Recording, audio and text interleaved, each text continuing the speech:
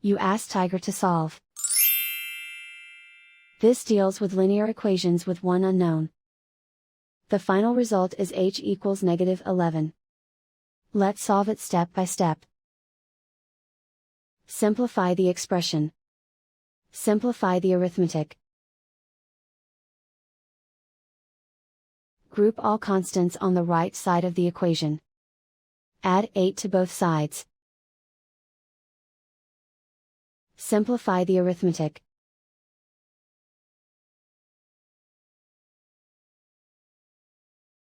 Isolate the h.